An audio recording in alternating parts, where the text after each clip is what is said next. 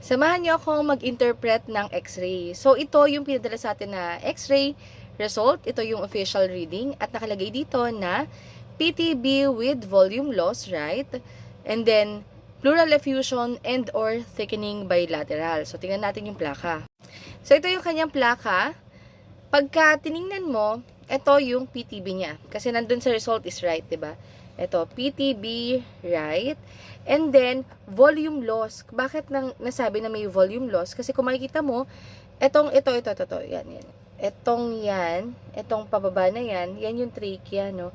Usually, yan ay naka-center dapat dito. Pero dahil, dito na siya nakabanda, so ito ngayon is may volume loss ito sa area na ito kasi tumagilid na yung kanyang trachea. Na dapat ang kanyang trachea ay diretso lang din. And then, ang sabi is, obliterated daw yung kanyang bilateral sulci. So, pag tinignan mo dito, yan, itong magkabila na yan, itong sulci na yan, dapat yan ay sharp. Sharp yung angle dyan. At saka dito sa kabila. So, dapat sharp. So, yun yung sinasabi na pleural thickening or pleural effusion and or thickening sa magkabilang bahagi ng kanyang baga. So, ito yung question niya. Ito ang kanyang question kasi ongoing PTB treatment daw siya, MDR-TB na ongoing treatment. And then, nag-worry siya na baka di siya matanggap sa kanyang work, pero may fit to work naman daw siya from center. So, ito ang sabi niya, pag may ongoing treatment po ba and nag-apply, tas natanggap, then pagdating sa medical, may findings pa din, pero may fit to work naman from barangay.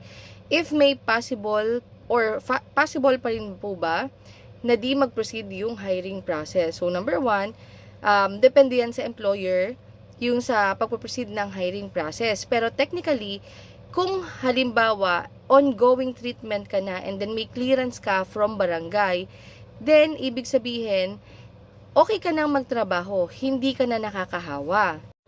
With regards naman sa ating mga barangay or barangay health center, or kung may doktor man doon, alam nila kung kailan magbibigay ng fit to work or kung kailan hindi ka na nakakahawa para bigyan ka nila ng clearance para makapagtrabaho. So, kung binigyan ka naman nila, then okay na yun. Unless, depende yan sa employer mo kung magsisik sila ng iba pang clearance. Like, halimbawa, hindi sila okay with the barangay or from center na clearance. Ang gusto nila is from pulmonologist mismo. So, depende yon sa employer mo. And, technically, kapag ka nagtitreat ka naman na, at binigyan ka ng clearance, ibig sabihin, hindi ka naman na nakakahawa. Alam naman nila yon kung kailan ka nakakahawa at hindi nakakahawa. And, ang ginagawa usually ng barangay, sa pagkakaalam ko is, fina-follow up nila para may mga test pa rin na gagawin, no?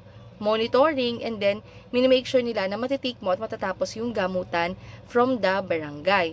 So, kung sakali naman na pagdating ng medical, halimbawa pinaulit-ulit yung x-ray mo, of course, may makikita pa rin sa baga mo base sa previous na x-ray mo. Kasi hindi naman yan biglang mawawala na lang pag nag-treat ka ng anti-TB medication.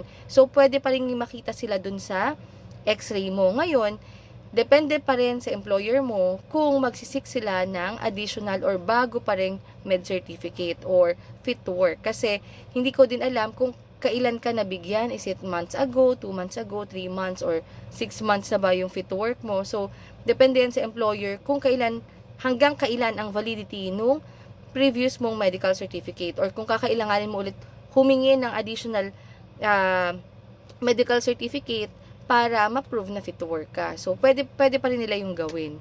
Pero, of course, hindi hadlang na matanggap ka sa isang trabaho because of the TB findings on your lungs. Pero syempre, depende yan kasi baka mamaya naman, depende yan sa magiging trabaho mo or kung ano yung kinukuha mong trabaho. Kung tatanggapin ka nila or hindi, or depende sa requirements ng employer mo. So, hopefully, nakatulong sa'yo. Ingat at bawal magkasakit.